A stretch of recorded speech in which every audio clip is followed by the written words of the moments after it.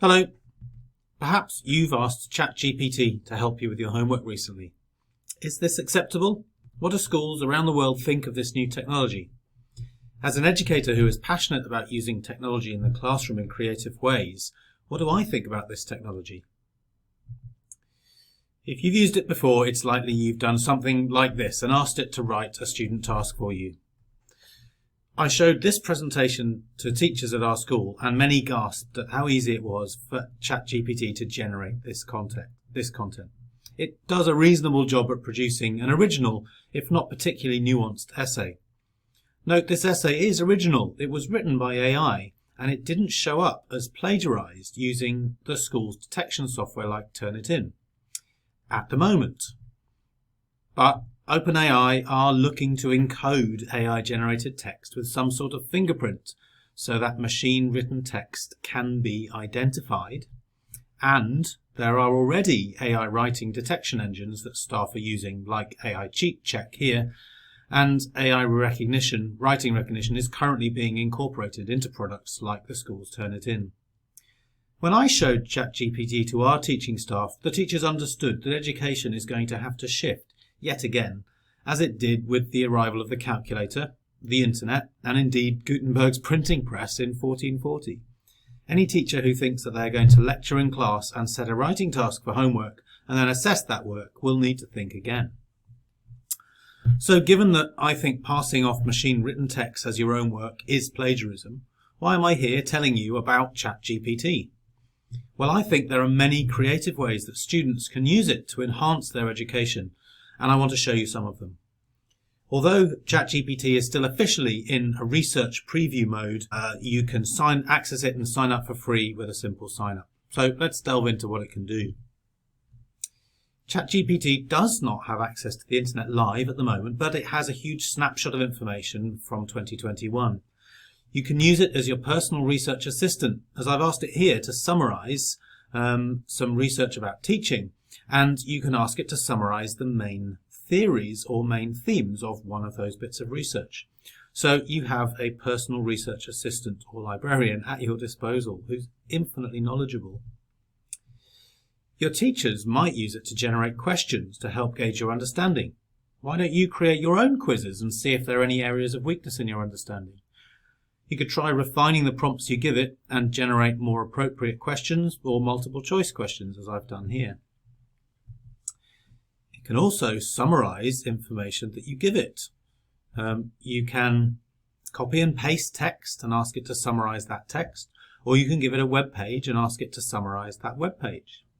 As ChatGPT remembers the previous conversation, you can ask it to clarify any aspects of that information it's already provided, or give more details in a specific area.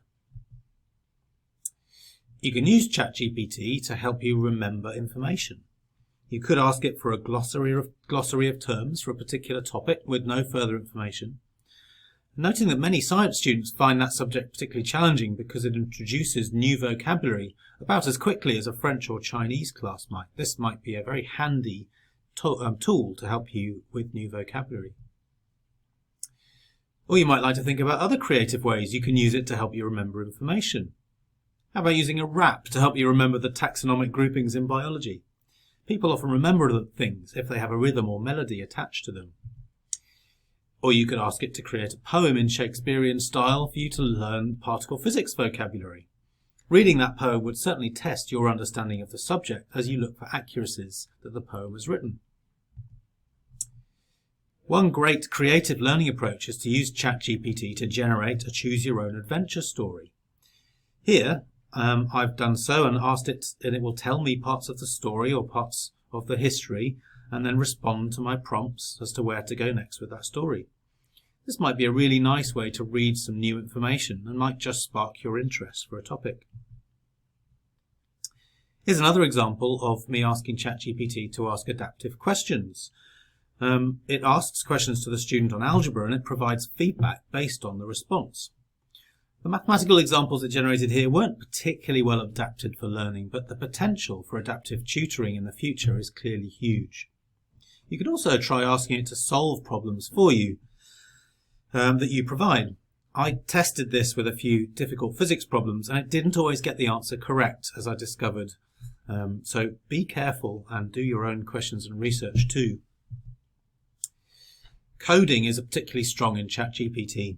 Here I've asked it for help with Excel formula, but it knows many different coding languages and it can convert text into code and code into text, and it can provide explanations for that code and that text.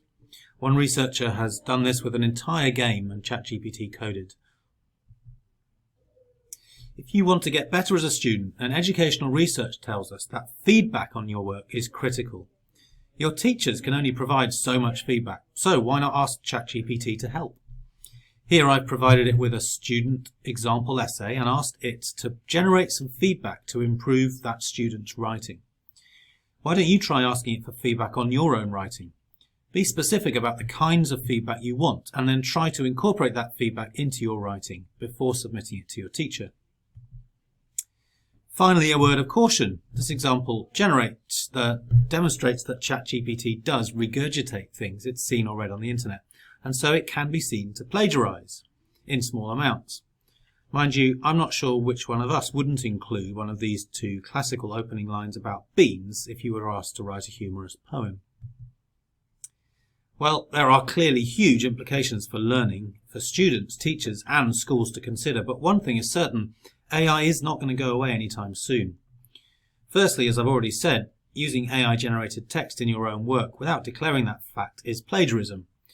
Detection engines can identify this already, so don't do it. However, many universities and now many schools like ours are embracing the benefits of AI. It's clearly going to be a part of your future workplace and life, and I think it highlights that the best aspects of teaching are actually about the relationships between students and each other and their teacher, and that is never going to go away. There are plenty of other ethical considerations, like is AI-generated art actually art, for example? Ben Jordan in this YouTube video argues that the question is largely irrelevant when there are so many artists trying to scratch a living in a challenging environment, and his video is well worth a watch. It's also worth considering what biases AI can introduce on the world. Brandy Barker is an American academic who tweeted her concern about the overly sexualized images that Lensa produced based only on pictures of her face.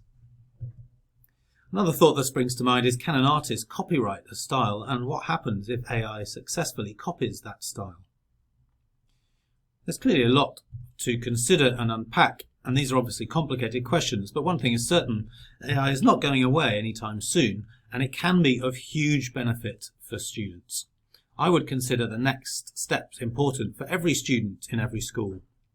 Explore the possibilities of ChatGPT and other AI systems. Don't use AI to cheat. Systems are being adapted right now to catch you, and there are serious consequences if you do, including dismissal at university. But think about ways you can use ChatGPT to enhance your learning, and think carefully about what makes good learning. And look for biases and prejudice in AI writing, especially as these models develop, and in the future they will be soon testing their own hypotheses, and they will soon have access to the internet. So there's lots to unpack.